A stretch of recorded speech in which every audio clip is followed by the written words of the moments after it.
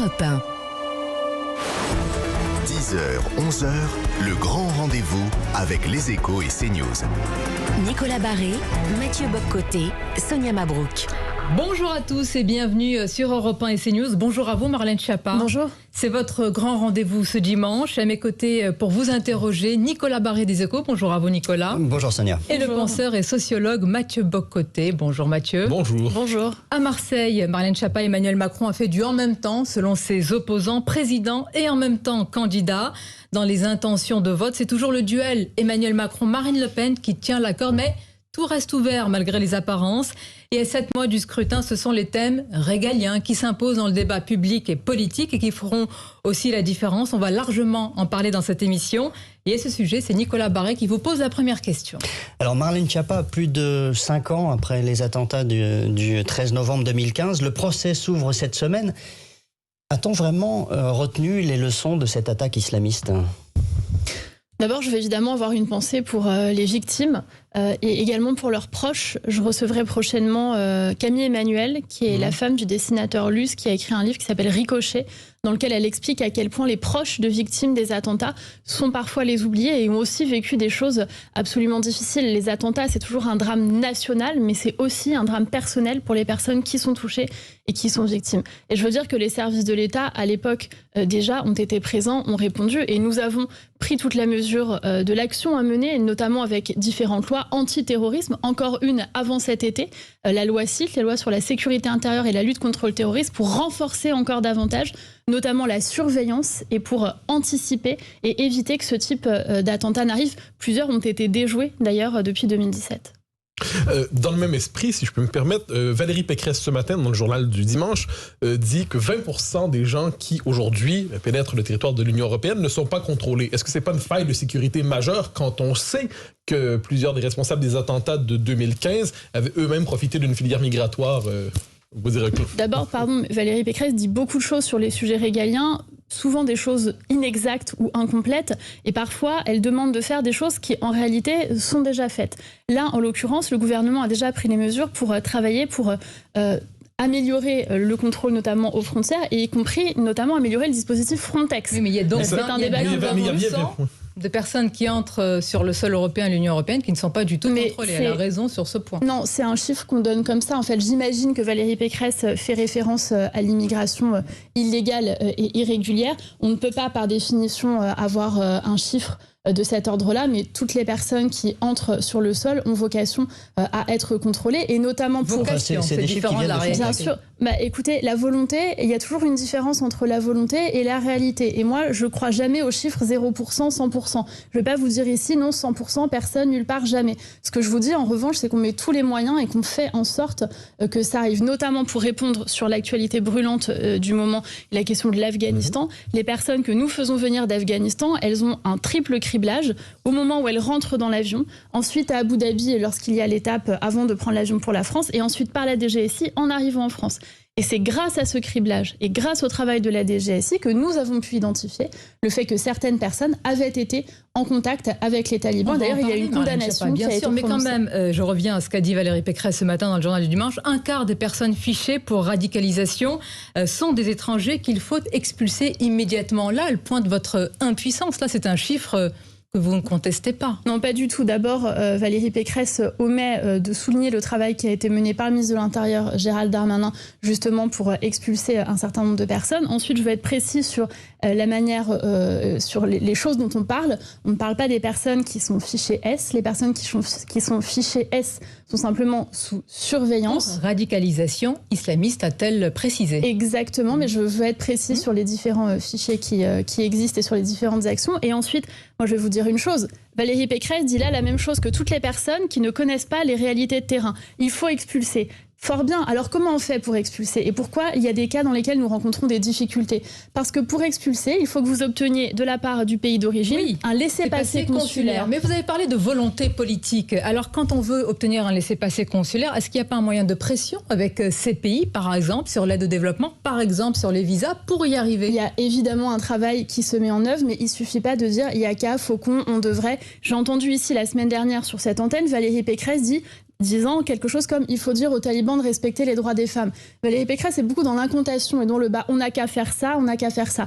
Là, en l'occurrence, oui, le travail est mené. Jean-Yves Le Drian et Gérald Darmanin ont fait une tournée internationale dans un certain nombre de pays qui sont les pays d'origine pour mener ce travail. Pour quel résultat concret? Pour un résultat très clair, il y a des personnes, il y a des laissez-passer consulaires qui ont été délivrés et des personnes qui ont été expulsées. Mais je veux répondre sur la question de l'aide au développement parce qu'elle me paraît fondamentale. Pardon de le dire, je pense que c'est une fausse bonne idée. À chaque élection présidentielle, on entend dire on n'a qu'à couper l'aide au développement si on veut faire en sorte qu'ils reprennent leurs ressortissants. Non, mais en tout cas l'utiliser comme moyen de pression déjà. Eh bien, ça veut dire menacer de la couper. Qu'est-ce qui se passe quand on coupe l'aide au développement pour les pays tiers, les pays d'origine, les pays dont les personnes veulent partir? Eh bien, si on coupe l'aide au développement, ça veut dire que la situation économique et sociale sera encore plus difficile et ils auront encore plus envie. Donc il n'y a pas de solution. Vous actez ce matin, non, il n'y a pas de solution. Non, il y a une solution. Pardon, je ne dis pas du tout qu'il n'y a pas de solution. Je dis qu'il y a une solution. La solution, elle est concrète. C'est une solution de diplomatie qui consiste en un travail concret avec les États d'origine qui peuvent nous délivrer des laissez-passer consulaires. C'est le travail minutieux que font nos services pour faire en sorte de pouvoir les expulser. Mais vous voyez bien que ça bloque. Si je peux me permettre, il ne suffit pas de dire le mot concret pour être concret.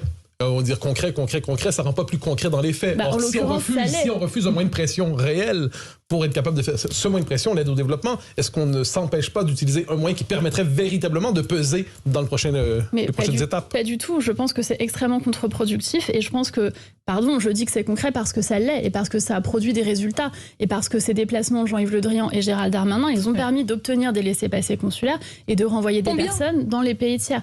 Je n'ai pas les chiffres ici, donc je ne veux pas vous donner de mauvais chiffres, mais je peux vous les donner à la prochaine pause. J'irai les chercher et je vous les donnerai précisément. Mais il y a un travail qui est mené effectivement sur ce sujet. Pour revenir aux attentats du 13 novembre, plusieurs des protagonistes, on le sait très bien, avaient emprunté des voies migratoires pour venir sur notre sol. Comment est-ce que vous pouvez garantir que ça ne se reproduira pas ? D'abord, et pardon de ne pas être dans la démagogie, mais moi je ne peux pas vous garantir qu'il n'y aura plus d'attentats sur notre sol. Et je pense qu'aucun responsable politique sérieux ne peut vous garantir... Le fait que des protagonistes puissent arriver sur notre sol. Pardon de le dire, mais à un moment, soyons lucides. De la même manière, aucun responsable politique sérieux ne pourra vous dire « Moi, je vous garantis que personne n'arrivera sur le sol français pour commettre des attentats. » Par les voies migratoires, c'était la question. Mais par les voies migratoires non plus, par quelque voie que ce soit. De quoi on parle quand on parle de terrorisme? On parle de personnes qui sont déterminées à tuer, qui se moquent des conséquences, qui parfois sont prêtes à mourir elles-mêmes en commettant les attentats. C'est le cas d'ailleurs, y compris récemment dans ce que l'on a pu voir. Mais vous en avez beaucoup qui se radicalisent sur notre sol. Prenez les derniers attentats. Vous avez par exemple ce qui s'est passé pour assassiner et décapiter le professeur Samuel Paty. Et je veux évidemment penser à lui en cette rentrée scolaire. Eh bien, vous aviez là une personne qui s'est radicalisée toute seule. C'est ce que Gilles Kepel appelle le djihadisme d'atmosphère. Une personne qui, seule, devant ses écrans, d'ordinateur, de téléphone, s'est radicalisé à regarder des tutoriels pour apprendre à décapiter, à tuer. Et c'est ainsi qu'il est passé à l'acte. C'est ça l'essentiel de la menace terroriste à laquelle nous faisons face. Et en faisant la différence, évidemment, avec un accueil, je veux dire, la dignité de la France à recevoir des personnes menacées depuis l'Afghanistan. Mais l'accueil des réfugiés afghans ne fait pas l'unanimité dans notre pays. Dans l'opinion publique, il y a en France près de 2600 Afghans qui sont arrivés. Comment les communes sont-elles choisies pour les accueillir, pour les répartir ? Alors d'abord, elles ne sont pas choisies, il y a un travail partenarial et on a à ce stade environ une vingtaine de communes qui contractualisent avec les préfets. Je me suis rendue par exemple en Sarthe, à Arnage, où 93 personnes venant d'Afghanistan, avec beaucoup d'enfants, sont accueillies. Ça se passe très bien et ce sont des personnes qui ont vocation à être là pendant quelques semaines, quelques mois, le temps d'avoir une réponse parce qu'elles déposent une demande d'asile. Et quand elles ont le statut de réfugié, eh bien ensuite, elles s'installent. Et je veux souligner le fait que les personnes qui arrivent en ce moment d'Afghanistan ont des profils assez différents par rapport aux réfugiés afghans que nous accueillons en France habituellement. C'est-à-dire qu'habituellement, nous avons 90% des demandes venant d'Afghanistan qui sont des hommes seuls. Là, nous avons près de 50% des personnes que nous accueillons qui sont des femmes, première chose. Deuxième chose, vous avez beaucoup de personnes qui ont travaillé pour l'ambassade française, pour l'armée française ou pour la France. Moi, j'ai rencontré en Sarthe une femme qui était universitaire, polyglotte, qui va d'ores et déjà travailler dans une université. Ce sont des personnes qui, je pense, n'auront pas de difficulté à s'insérer, qui sont pour beaucoup francophiles, pour certaines, parlent français et qui pourront travailler en France. Mais comprenez-vous néanmoins l'inquiétude d'une bonne partie de l'opinion? L'opinion est divisée autour de cette question. C'est pas seulement la xénophobie ou le racisme ou je ne sais quel sentiment non recommandable qui anime cette inquiétude. Comprenez-vous l'inquiétude de ceux qui disent, malgré tout, il y a de grands risques, non pas seulement des risques terroristes, mais d'intégration culturelle très difficile à amener les réfugiés afghans. Il y en a déjà quelques-uns ici, mais les prochaines vagues. Mais l'intégration culturelle, et vous avez raison d'utiliser ces termes-là, ça ne se décrète pas, ça se construit. Comment est-ce qu'on fait pour intégrer des personnes? C'est un travail long qui est mené à la fois... Mais c'est pas on a failli. Pardon? Sur l'intégration, on a failli. Mais là, je ne sais pas aujourd'hui qu'on va se dire comment on va intégrer. D'abord, on a failli pas partout. Regardez autour de la table. On vient d'intégrer un Canadien ou un Québécois. Je crois que on peut s'en réjouir. Alors, merci de nous prendre comme exemple. Je ne sais pas si on est de bons exemples. Sonia Mabrouk, mais moi, j'ai toujours peur de la politique, de montrer quelques-uns et de ne pas voir la réalité. Alors, moi, je veux bien. On peut parler d'intégration, avoir un débat sur l'intégration, mais soyons un peu précis. On peut-être, dans ces cas-là, commencer par dire que nous avons augmenté le nombre d'heures de cours de français. Moi, je crois beaucoup à l'apprentissage de la langue. Je pense que c'est fondamental. Pour moi, il y a deux choses qui sont des conditions sine qua non pour l'intégration, la langue et le travail. Je ne sais pas. En Afghanistan, une partie de la population est pour la charia. Voilà, on en est. C'est cet écart culturel dont on vous parle. Vous pensez que je ne suis pas au courant? Non, pourquoi je vous sais. dites ça? Parce que l'apprentissage de la langue, c'est formidable, mais je ne sais pas si c'est le meilleur moteur. Alors, quand certains partagent de telles valeurs pour les intégrer. Mais les personnes qui viennent d'Afghanistan et qui sont des réfugiés politiques, ce ne sont pas les talibans. Enfin, pardon, mais je remets peut-être deux, trois éléments. Certains dans la population afghane partagent. Alors, moi, je vais vous dire qui sont les personnes qui sont accueillies en France, puisque nous avons travaillé avec l'ambassadeur David Martinon, dont je salue le courage, ainsi que les équipes, bien évidemment, qui étaient sur place pour savoir qui la France allait faire venir, justement. D'abord, nous avons fait venir des Français qui étaient en Afghanistan ou des gens qui sont franco-afghans et ensuite des personnes qui avaient des nationalités européennes. Parmi les Afghans et les Afghanes, nous avons justement des personnes qui partagent les valeurs de la France. Des personnes qui partent, pourquoi? Parce que vous avez, je le disais, des femmes universitaires, un cardiologue, une artiste plasticienne, une militante féministe. Vous êtes en train de dire que c'est l'élite afghane qui est anglophone qui vient en France? Je ne dis pas que c'est l'élite. Ce que je vous dis, c'est que les gens qui viennent, ce sont les gens qui sont persécutés là-bas. Et au regard de la définition constitutionnelle du droit d'asile, ce sont ces combattants de la liberté, comme les a définis le président. Donc les Afghans qui viennent en France ne sont pas nos ennemis. Ce sont justement ceux qui partagent les valeurs de la France et qui veulent fuir la charia et les talibans. On va continuer à en parler, marquer une pause, rester avec nous. Évidemment, c'est passionnant. Ce sont des sujets qui nous concernent tous. Régaliens, on a parlé de ce procès à venir. On va parler maintenant de sécurité, d'insécurité avec le déplacement d'Emmanuel Macron qui a fait couler beaucoup d'encre et réagir beaucoup d'opposants. À tout de suite. Rendez-vous sur Renault.fr. Renault. 10h, 11h, le grand rendez-vous Europe 1 avec les Échos et CNews. Nicolas Barré, Mathieu Boccoté, Sonia Mabrouk. Et merci d'être avec nous en direct à la fois sur Europe 1 et CNews et surtout avec notre invitée en ce dimanche, Marlène Schiappa, ministre déléguée en charge de la citoyenneté. Nous avons parlé tout à l'heure, Marlène Schiappa, de l'expulsion d'étrangers radicalisés. Et c'est Valérie Pécresse qui vous interpellait à travers le journal du dimanche. Vous avez le chiffre précis, je crois. Donc il y en a 600 qui ont été expulsés, 600 personnes qui étaient donc étrangères et connues pour radicalisation. Voilà pour la précision. Donc c'est concret. J'en viens à présent à ce qui s'est passé cette semaine, un déplacement fort commenté. Emmanuel Macron a détaillé l'enveloppe et les grandes lignes pour Marseille. Pourquoi, Marlène Schiappa, ce qui a échoué depuis 40 ans à coups de milliards d'argent public dans la politique de la ville, fonctionnerait-il aujourd'hui? Je pense que ce qui a échoué, en tout cas ce qui n'a pas fonctionné, notamment à Marseille, c'est qu'on a souvent pris la question par le petit bout de la lorgnette. Et je crois que d'ailleurs, ce qui fait échouer un certain nombre de politiques, c'est quand chaque responsable de politique publique se dit « mais ça ne me regarde pas, en fait, ça n'est pas mon affaire, la mairie, ça c'est le conseil départemental, le conseil départemental c'est la région dire c'est l'État dire c'est la mairie, etc. » Et donc là, il y a eu un plan Marseille, pour voir Marseille en grand, comme l'a dit le président. Il n'y avait jamais eu de plan avant. Qui a été très... pour Marseille, non, ça n'était jamais arrivé qu'un président de la République se déplace avec plusieurs ministres pendant plusieurs jours. Oui, ça c'est la forme, mais le fond, il y a déjà eu un plan. Mais la forme, c'est le fond qui remonte à la surface. Oui. Si le président vient pendant plusieurs jours avec plusieurs ministres, c'est justement parce que chacun d'entre eux ont pu détailler qui pour la sécurité, et on en a parlé, on en reparlera peut-être, qui pour les écoles, pour la question de la rénovation des écoles. On avait quand même des écoles dans un état de vétusté incroyable à Marseille, dont personne n'avait pris la responsabilité. Et je crois qu'il y a eu également un langage de vérité de la part du président sur ce qui pouvait être fait. Il tient 6 mois avant la fin du quinquennat. il tient toujours. On connaît les liens sur entre... Marseille. Il aurait pu le faire depuis le début du quinquennat. Certains se demandent pourquoi ce qui n'a pas été fait depuis le début est fait dans les 6 derniers mois. D'abord, il y a des choses qui ont été faites et les liens entre le président de la République et Marseille sont connus et sont anciens. Et ensuite, nous sommes à 8 mois ou 7 mois de l'élection présidentielle. On ne va pas maintenant rester assis et se tourner les pouces. Il est évident qu'on va utiliser ces 8 mois pour travailler, pour améliorer le pays, comme la raison pour laquelle les Français ont élu le président. C'est quand même le même président de la République qui, il y a 3 ans, avait rejeté le plan Borloo, qui proposait la même chose. Mais si vous regardez les mesures du plan Borloo, en fait, l'immense majorité ont été menées par ma collègue ministre chargée de la politique de la ville, Nadia Hay, qui a fait un travail remarquable, qui était aussi à Marseille d'ailleurs. Pas du tout sur cette échelle, sur l'échelle que proposait Jean-Luc. Regardez les chiffres. On a fait ça ce matin.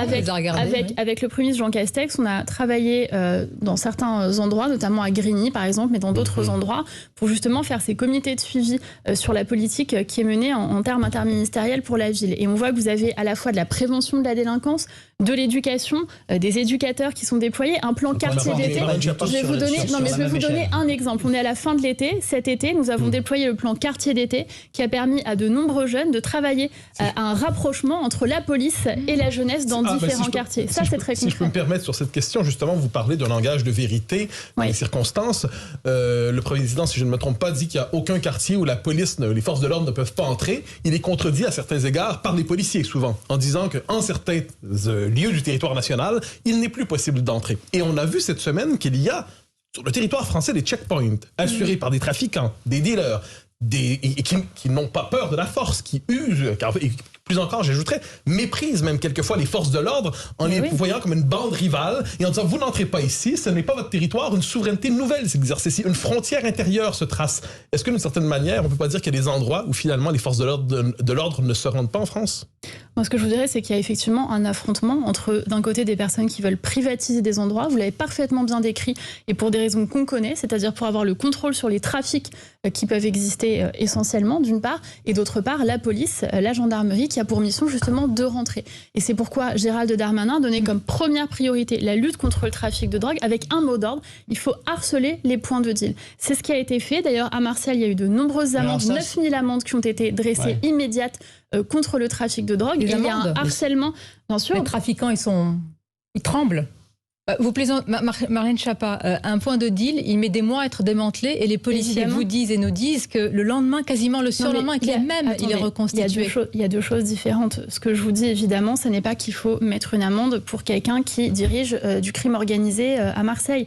Pas du tout ça ce que je vous dis. Ce que je vous dis, c'est que cette possibilité de mettre des amendes immédiates, elle est saisie et les forces de l'ordre sont saisies. Il y en a eu 9000 à Marseille et il y a eu plus de 600 points de deal qui ont été démantelés. C'est un travail de longue date et je veux rendre hommage aux forces de l'ordre qui tous les jours vont justement au contact, patiemment, jour après jour, pour démanteler les points de deal qui souvent se remontent juste à côté. Et ça veut dire que c'est un travail de Sisyphe que tous les jours les forces de l'ordre remettent sur le métier. Le problème, c'est très critiqué à Marseille, cette stratégie, c'est que le volet judiciaire ne suit pas.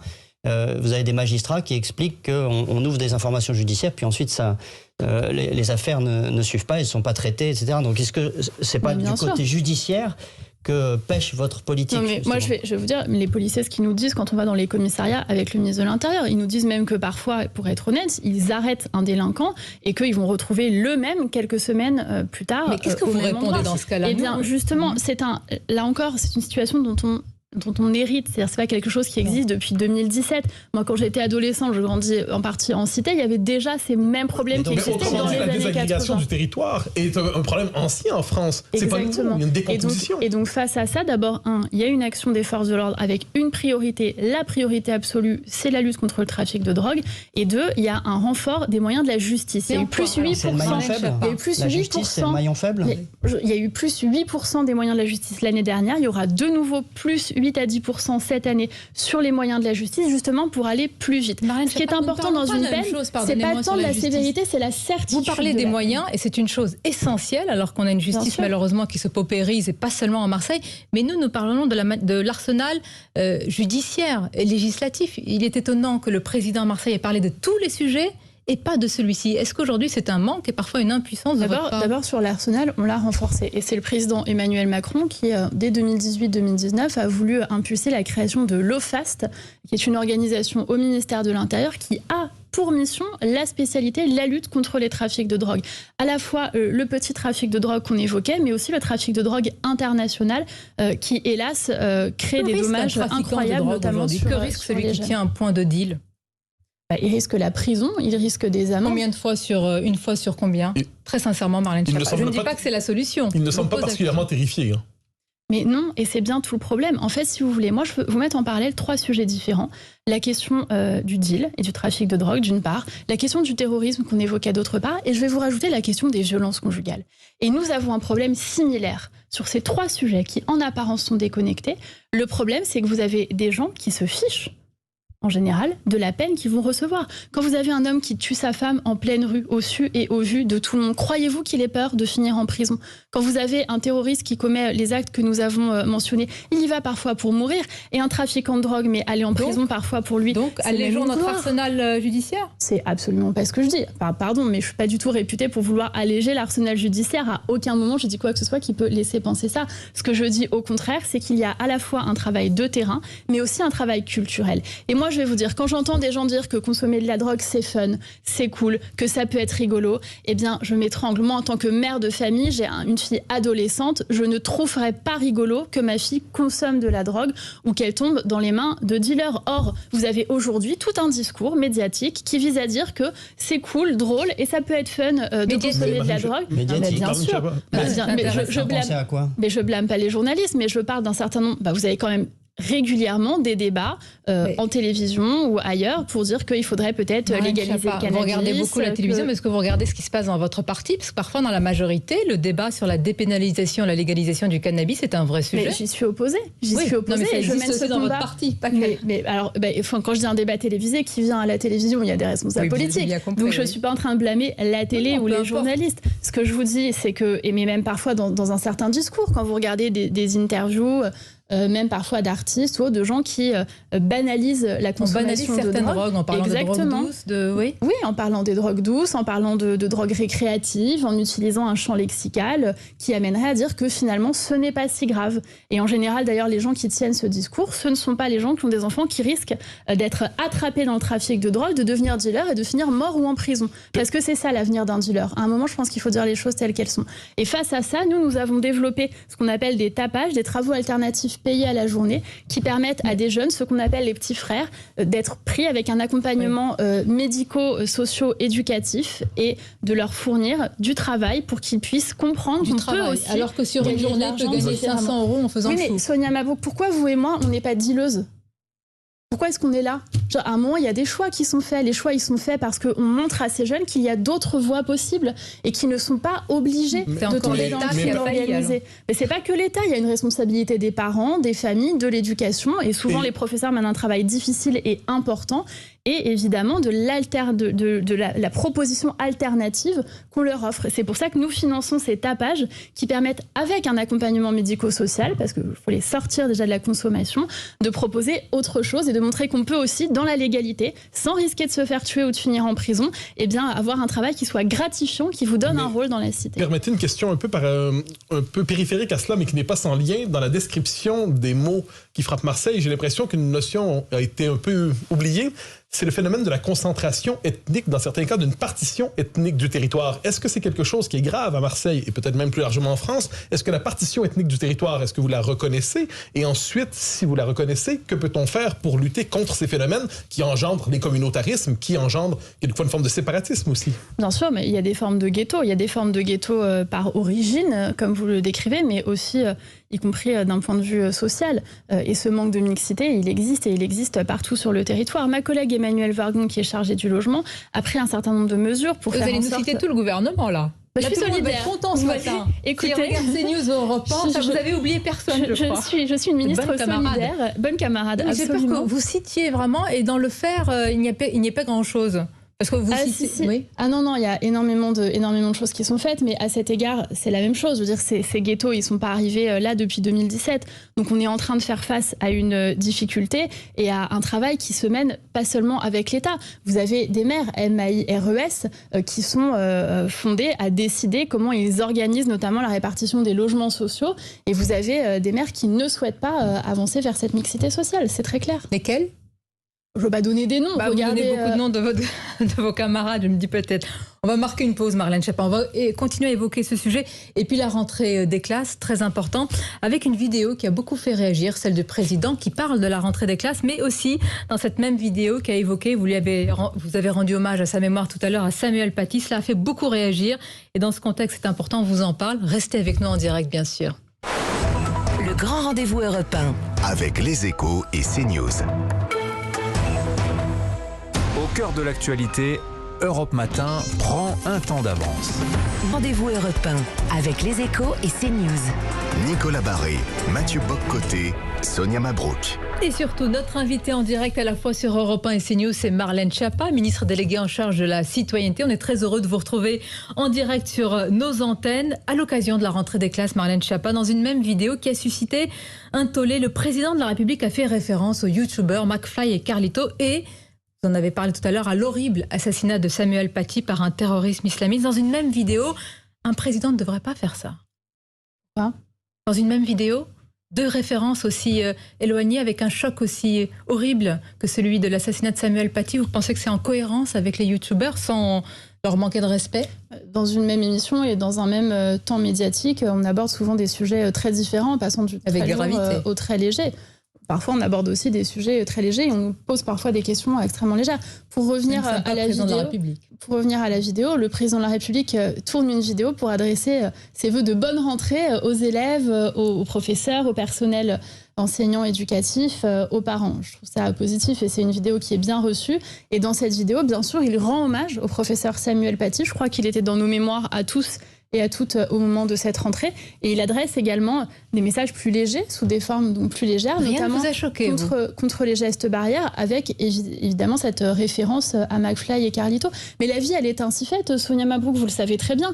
Il y a des choses graves, des choses difficiles, et c'est le président de la République qui a dû faire face à cet attentat. Nous, le soir où Samuel Paty a été décapité, nous nous sommes immédiatement, avec le président de la République, rendus sur place. Nous avons fait face aux policiers qui étaient intervenus, à la principale on ne nie pas que ça a touché tout le monde, y compris le président et vous-même. On s'interroge sur une même vidéo. Est-ce qu'il ne fallait pas sanctuariser quand même un hommage à ce professeur en la rentrée des classes et dissocier ce qui est quand même plus léger? On n'est pas là dans le ça l'a touché. L'assassinat terroriste contre le professeur Samuel Paty, je ne vous dis pas ça nous a touché, je vous dis que nous étions aux manettes dans la cellule interministérielle de crise avec les forces de l'ordre, avec toutes les personnes qui ont été mobilisées, et nous avons regardé les yeux dans les yeux le policier qui a tiré, la principale de ce collège, et ensuite le président de la République a été aux manettes pour prendre les mesures, y compris de sécurité, pour le pays qui s'imposait. Mais que le président de la République ne soit pas uniquement tout le temps dans la gravité, mais qu'il incarne aussi cette résilience qu'on appelle de nos voeux, je trouve ça positif. Ce n'est pas parce qu'on est président de la République qu'on ne doit s'arrêter que sur le grave. On peut aussi passer des messages, parfois avec un clin d'œil ou avec légèreté, c'est ce qu'a fait le président. Emmanuel Macron annonçait à Marseille notamment des mesures d'expérimentation pédagogique, pour reprendre la formule, notamment pour lutter contre l'absentéisme de certains professeurs et ainsi de suite. Question toute simple que vous me permettrez, comment expliquez-vous en fait le fait que des professeurs finalement semblent découragés d'aller enseigner en certains quartiers, en certains lieux? Comprenez-vous leur découragement? Et est-ce que vous croyez que ces expérimentations dénoncées par certains syndicats qui trouvent ça un peu hors sol, est-ce que vous trouvez que ces expérimentations, c'est la réponse nécessaire, suffisante pour lutter contre cet absentéisme? Professeur, c'est un métier extraordinairement difficile. En certains lieux plutôt que d'autres, peut-être. Je pense que de façon générale, professeur, c'est un métier difficile avec des enjeux forts. Et moi, je suis petite fille et sœur de professeur. Tout le monde dans ma famille est dans l'enseignement. À part moi, c'est un métier que je connais très bien et de très près. Et ce que je veux dire, c'est que c'est un métier dur. Parfois, on a tendance à dénigrer le métier de professeur. J'entends souvent des gens dire que c'est facile, ce sont des gens toujours en vacances, etc. Je dis dans ces cas-là, c'est un métier qui... je ne dis pas que vous le disiez. Je dis que très souvent, on entend dire les profs de quoi se plaignent-ils, ils sont toujours en vacances. Dans ces cas-là, je dis que le concours est ouvert. Et ceux qui trouvent que c'est un métier facile dans lequel on est toujours en vacances n'ont qu'à postuler et devenir eux-mêmes professeurs. Mais c'était pas exactement la question. Mais bien sûr que je comprends l'épuisement. Vous savez, l'angine, l'extinction de voix, on dit que c'est la maladie du professeur, à force de devoir parler et à force parfois de devoir faire de la discipline. Quand on est professeur d'histoire ou d'art plastique et qu'on passe son temps à dire machin, retourne-toi, toi pourquoi t'es pas là, arrête de lancer des trucs sur ta collègue, c'est le chef de l'État. Évidemment, c'est très compliqué. La solution, Marlène Schiappa, pour améliorer la qualité de l'école, ce serait aussi de permettre aux directeurs de choisir leurs enseignants, notamment dans certaines écoles difficiles, où le directeur pourrait effectivement choisir des enseignants plus motivés, Pourquoi pas? La question, je crois que dans cette expérimentation qu'a proposé le président de la République, pour moi, ce n'est pas tant le choix, c'est-à-dire c'est pas tant le directeur ou la directrice qui va aller choisir. Première chose et peut-être première nouveauté, comme vous le savez, le directeur ou la directrice de l'école n'a pas de lien hiérarchique sur les enseignants qui sont dans l'école. Donc là, c'est une nouveauté, une manière aussi de renforcer le rôle de direction, justement, comme son nom l'indique. Alors les syndicats de ce sont vent poste-là. debout là-dessus. C'est une expérimentation. Moi, je pense qu'il y a des choses qui méritent qui appellent à être généralisées. On ne va pas se lancer dans des expérimentations par plaisir. Non, l'expérimentation, elle n'a pas vocation forcément à être généralisée. Elle a vocation à être étudiée, à voir ce que ça donne. Est-ce que oui ou non c'est efficace? Est-ce que ça apporte quelque chose? Est-ce qu'il y a un bénéfice sur l'apprentissage des élèves? Et peut-être être fondé aussi sur le volontariat. On a parfois des enseignants qui sont volontaires. Je pense par exemple à Yanis Roder, que vous connaissez peut-être, qui est un enseignant qui, par choix, reste dans des quartiers difficiles, reste en Seine-Saint-Denis. À chaque fois, vous prenez des exemples précis. Vous avez raison, c'est comme ça qu'on incarne. J'illustre mon propos. Oui, mais le chef de l'État, pour rentrer dans le vif du débat, semble insinuer quand même que les enseignants dans les quartiers les plus difficiles ne viendraient plus ou ne veulent plus venir en classe. Est-ce que c'est une réalité aujourd'hui qu'il faut dire, qu'il faut énoncer sans tabou? Je ne vais pas faire de généralité en disant les enseignants. Et Jean-Michel Blanquer fait un travail important là-dessus. Mais c'est vrai que quand vous êtes un ou une jeune, que vous venez de sortir de l'école, que vous avez peut-être 24 ou 25 ans et qu'on vous affecte alors que vous n'avez pas d'expérience immédiatement dans un quartier difficile où vous êtes jeune et vous avez en face de vous des élèves qui font votre taille, évidemment c'est difficile. Et moi je ne vais pas aller dire aux profs mais allez faites un petit effort et allez-y. Je ne veux pas nier les difficultés qui existent quand on est enseignant dans des quartiers difficiles. Mais par les difficultés évoquées, vous parliez tantôt de l'extinction de voix possible. Bon, peut-être, mais sur le fond des choses, est-ce que c'est pas le manque de respect pour les professeurs quelquefois? Le fait qu'ils soient en danger, en bien des circonstances, qu'ils savent qu'en se présentant devant leur classe, ils n'auront pas droit au respect minimal qui devrait être dû à un professeur dans sa classe. Est-ce que ça explique pas peut-être aussi en certains quartiers difficiles l'absentéisme? Complètement, je suis évidemment d'accord avec vous. Et je pense que ce que vous dites là aussi fait écho au précédent sujet que nous avons évoqué. Et je pense qu'il y a un enjeu fondamental du temps qui est devant nous, c'est la question du respect des règles. C'est une question vraiment quasiment de civilisation et de comment nous voulons organiser la société. C'est quelles règles collectives souhaitons-nous nous donner et deux, comment décidons-nous de respecter ces règles. Vous avez des pays dans le monde dans lesquels il y a des règles collectives et tacitement on respecte ces règles. Et pourquoi dans certains pays? Est-ce que parce qu'il n'y a pas une autorité naturelle et un respect vis-à-vis du professeur que nous n'avons plus malheureusement en France? Et je ne généralise pas. Je pense qu'il y a une question d'abord culturelle et ensuite je pense qu'il y a une question d'acceptation. Et là aussi, je suis désolée, mais il y a un travail à mener dans les familles. Quand dans les familles, on dit sans cesse aux enfants que le prof, c'est pas grave, l'école, c'est pas important, etc., évidemment, les enfants en gardent quelque chose. Donc, je crois qu'il est urgent de restaurer l'autorité du professeur et surtout le respect des règles. Vous savez qu'en Chine, par exemple, les meilleurs professeurs sont envoyés dans les écoles les plus difficiles.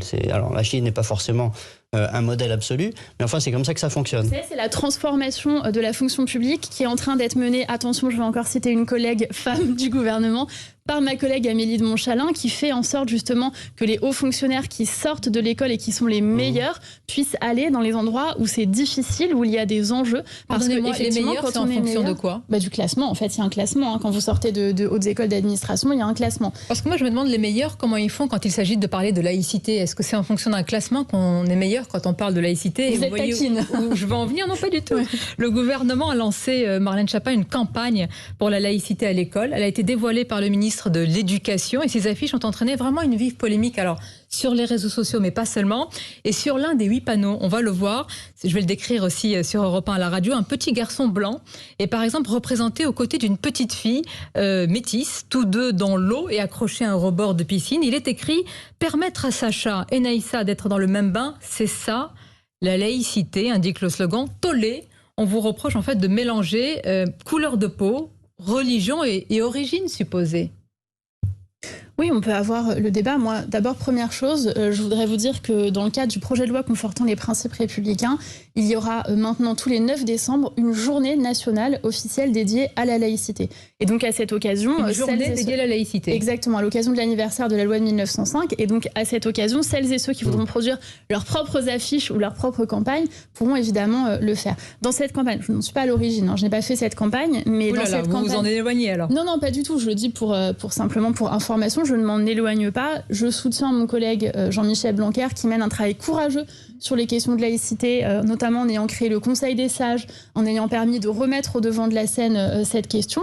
Vous savez que nous allons pour la première fois créer un bureau de la laïcité qui sera rattaché au ministère de l'Intérieur, que nous allons inaugurer dans quelques semaines et qui aura vocation justement à être un support, y compris un support de travail, y compris pour les autres ministères sur la question de la laïcité. Je me suis toujours demandé, un bureau, en quoi ça peut aider un professeur dans une classe qui est soumis à un enseignement et un enseignement aussi compliqué justement à mettre en œuvre? Alors d'abord, il va être content qu'il y ait un bureau, hein. D'abord, là, c'est un bureau de la laïcité au ministère de l'Intérieur. Et quand on dit un bureau, ça veut dire que ce sont des personnes, des hauts fonctionnaires et des experts de ce sujet qui y travaillent. C'est pas un bureau tout seul. Il y a dans ces cas-là, une équipe qui travaille sur ces sujets. Sur l'éducation nationale a ses propres référents laïcité. Et je pense que dans cette campagne, l'idée, c'était d'illustrer... j'en suis sûre. Non, très vous qui avez une définition assez précise de la laïcité. Honnêtement, je vais vous dire ce qui m'interpelle, c'est que maintenant, dès qu'on met le mot laïcité quelque part, vous pouvez être sûr que c'est explosif et qu'il y a un débat, une polémique, des pour, des contre, etc. Mais du coup, vous êtes un peu d'accord avec Sud quand Sud dit que vous avez une vision xénophobe de la laïcité? Je suis évidemment pas d'accord avec ça. Que ça donne une vision xénophobe, mais pas du tout. Écoutez, qu'est-ce que cette affiche essaye de passer comme message? Que l'école, c'est un espace de respiration républicaine, pour reprendre l'expression de la philosophe Catherine Kinsler. Et qu'à l'école, on ne vous demande pas d'où vous venez. Et c'est valable grâce à la laïcité, mais c'est valable parce que c'est l'école républicaine. On ne s'occupe pas de savoir si vos parents sont riches ou pauvres, si vos parents sont musulmans, catholiques, athées, si vous-même vous l'êtes ou pas. Et vous êtes accueillis ici comme des petits futurs citoyens regardez encore une fois indifféremment. Cette affiche-là, vous avez pris la diversité ethnique comme signe possible de diversité religieuse. Moi, c'est ce que je vois. Mais encore une fois, pardon, vous m'interpellez. Je ne suis pas l'agence qui a réalisé cette campagne que j'ai découverte comme chacun. Non, ce que je dis, c'est que j'essaye de remettre quel est le message qui a voulu être passé. Et j'invite chacun à s'en saisir pour le 9 décembre et à produire ses propres affiches pour qu'on puisse en débattre. Mais dernière chose, sur cette campagne, que je me retrouve à défendre, même si j'en suis pas à l'origine, mais sur cette campagne, ce que je veux dire, c'est que le message, c'est aussi ce que la laïcité permet. Parce qu'on parle souvent de ce que la laïcité interdit ou de ce que la laïcité empêche. La laïcité, c'est avant tout un principe de liberté. Et la laïcité, elle permet de partager un même espace. Et c'est vrai qu'il est difficile de représenter la religion réelle ou supposée de telle ou telle enfance. Bien d'accord. On va continuer à en parler, évoquer aussi ce qui se passe sur la scène politique. Je l'ai dit tout à l'heure, c'est un foisonnement de candidats déclarés ou à venir. On s'ennuie pas. On s'ennuie pas, comme vous le dites. Vous allez nous dire celui ou celle qui vous ennuie le plus ou le moins, peut-être. À tout de suite sur Europe 1 et CNews en direct. Qui est notre invité dans quelques instants. Nous parlerons des candidatures déjà annoncées hier. Arnaud Montebourg, peut-être à venir avec Éric Zemmour. Mais tout d'abord, un dossier que vous portez, Marlène Schiappa. Nous sommes 2 ans après le lancement du Grenelle des violences conjugales. Vous avez certes augmenté les places d'hébergement, déployé des bracelets anti-rapprochement, mais les féminicides survenus à Mérignac ou encore à Hayange en janvier dernier rappellent évidemment que le chemin est encore long. Qu'est-ce qu'il faudrait faire de plus? Est-ce qu'il y a une mesure urgente là que vous pourriez nous annoncer pour qu'il y ait un sursaut dans notre pays? D'abord, évidemment, je vais avoir une pensée pour les victimes de féminicide. Et chaque féminicide, même s'il y en a eu moins en 2020, il y a eu une baisse. Mais chaque féminicide est bien sûr un féminicide de trop. Et donc, dans la prolongation de ce Grenelle des violences conjugales qui avait été lancé par le Premier ministre Édouard Philippe et qui est poursuivi par Jean Castex avec beaucoup de volontarisme, nous étions ensemble là vendredi pour faire le point justement sur l'avancée de ces mesures. Lundi, j'organise une conférence inversée au ministère de l'Intérieur. Une conférence inversée parce que vous aurez dans la salle des policiers, des gendarmes, des membres des forces de l'ordre et des directeurs du ministère de l'Intérieur qui vont écouter. Et celles qui vont parler, ce sont les victimes et les proches de victimes de violences conjugales.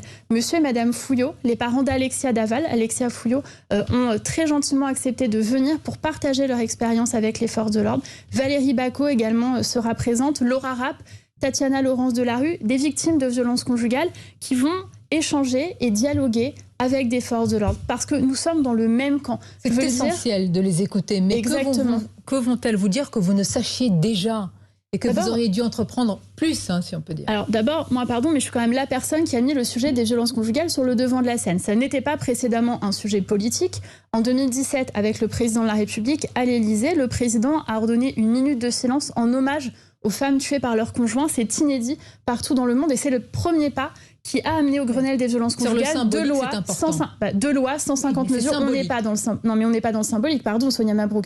Deux lois avec la saisie des armes automatiques dès qu'il y a maintenant un dépôt de plainte, une grille d'évaluation du danger pour l'évaluer, une plateforme arrêtonslesviolences.gouv.fr disponible 24 heures sur 24, 7 jours sur 7 avec les forces de l'ordre. Maintenant, nous formons systématiquement les policiers et les gendarmes, 100%. Tous ceux qui sortent des écoles sont formés.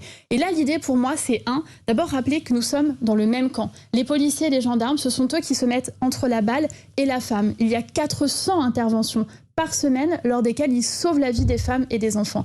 Et ensuite, c'est poursuivre cette formation des policiers et des gendarmes. Elle ne doit pas se faire uniquement théoriquement, mais aussi pour avoir l'empathie, la compréhension nécessaire en écoutant ce que les femmes et leurs familles ont à nous dire. Avec ceux que vous avez cités. Exactement. Et à cette occasion, je nommerai, avec Gérald Darmanin, nous nommerons 3 responsables violences intrafamiliales rattachés aux 3 hauts directeurs du ministère de l'Intérieur, police nationale, gendarmerie nationale et préfecture, qui seront chargés tout au long de l'année de maintenir ce dossier en haut des priorités. Marlène Schiappa, cette semaine sur Europe 1, Sandrine Rousseau, qui est candidate à la primaire écologiste, a réagi à la situation des femmes afghanes. Elle dénonce la burqa en Afghanistan et semble s'en accommoder en France sur la question du voile et du burkini dans les piscines. On l'écoute. Je pense qu'en France, l'émancipation des femmes ne passe jamais par une interdiction du vêtement. Donc je pense que stigmatiser les femmes au titre des vêtements qu'elles portent, c'est précisément ce qui fait que les femmes ont été stigmatisées durant toute l'histoire des femmes de notre pays. Ça vous choque cette posture à géométrie variable ? Bien sûr, ça me choque. D'abord, c'est profondément illogique dans le raisonnement. Donc, je pense que ça choque toute personne qui écoute et qui a un peu de logique. Et ensuite, on est là dans une inversion de ce qu'est le droit et une inversion de ce qu'est la liberté.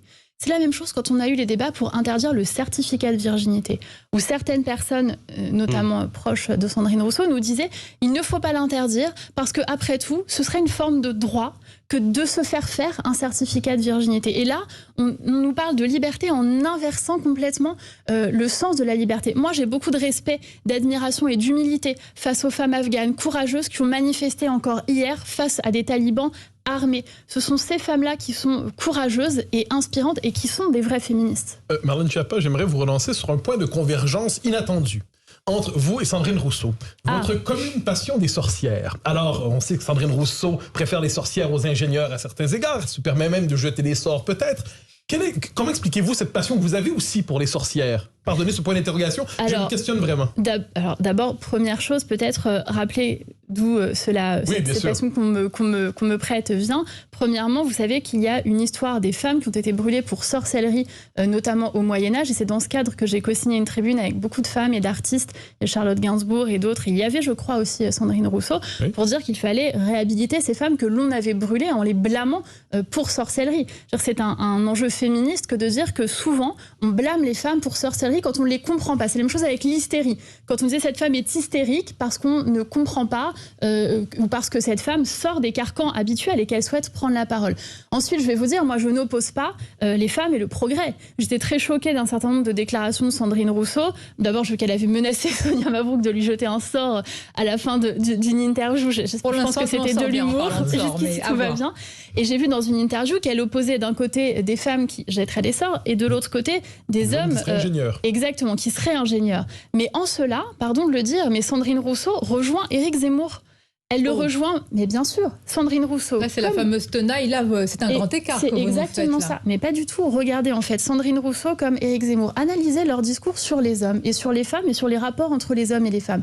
Tous les deux font la même analyse, l'analyse selon laquelle les hommes seraient pétris d'idéologie viriliste et seraient pris par des pulsions sexuelles auxquelles ils ne pourraient pas résister. Éric Zemmour pour le revendiquer, d'une part, c'est ce qu'il dit dans son livre Le Premier Sexe, Sandrine Rousseau pour le déplorer d'autre part. Sandrine Rousseau et Éric Zemmour, même combat, sur ce point il fallait le faire. Écoutez, ils font la même analyse stéréotypée des rôles entre les femmes et les hommes. Et de longue date, il y avait un combat dans le mouvement féministe entre l'essentialisme qui vise à dire les femmes sont comme ça, les hommes sont comme ça, et l'existentialisme porté notamment par Elisabeth Badinter, Simone de Beauvoir et d'autres, qui visait à dire nous pouvons sortir de ces stéréotypes. Et il y a des nuances. Il y a des hommes qui aiment pleurer et le jardinage et des femmes qui aiment la guerre et la politique. Quand Sandrine Rousseau fait l'éloge des sorcières en les opposant aux ingénieurs, elle délire? Et je pense que ça ne rend pas service aux femmes, si vous voulez, parce que où sont les femmes ingénieures là-dedans ? Où est Marie Curie ? Où sont les femmes scientifiques ? Et moi, je crois que le féminisme, c'est aussi dire aux femmes, eh bien, vous n'êtes pas assignées à quelque chose, vous n'êtes pas assignées à une forme de victimisation, vous n'êtes pas assignées au rôle de la petite chose fragile et opposée à l'homme scientifique sachant. Moi, c'est ça ma vision du féminisme. Et après, je ne veux pas blâmer Sandrine Rousseau, je ne me suis jamais exprimée sur ce qu'elle disait. Bah là, c'est... vous en donne l'occasion.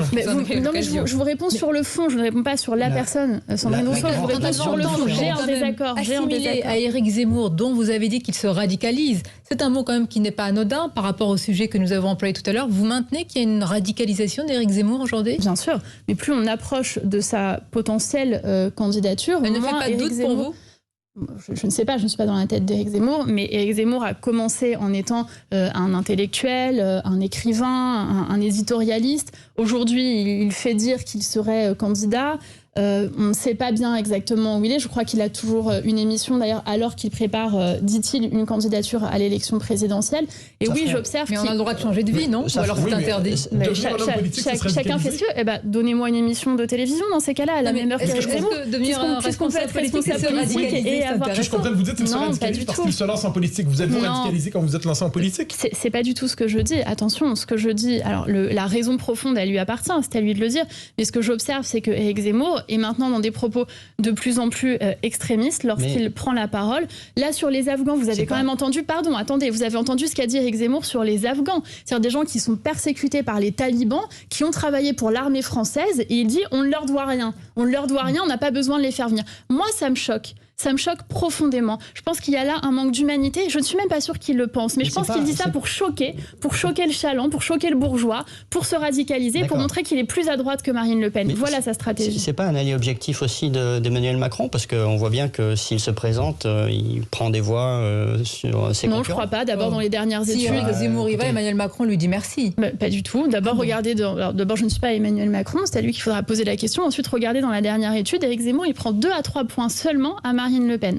2 à 3 points seulement. Ça peut suffire, on ne sait pas. Et ensuite, il peut lui faire une réserve de voix pour le deuxième tour, ce que Marine Le Pen n'a jamais eu jusqu'à présent. Donc l'extrême droite se tient par les coudes et nous savons très bien qu'au deuxième tour, dans tous les cas, ils se retrouveront.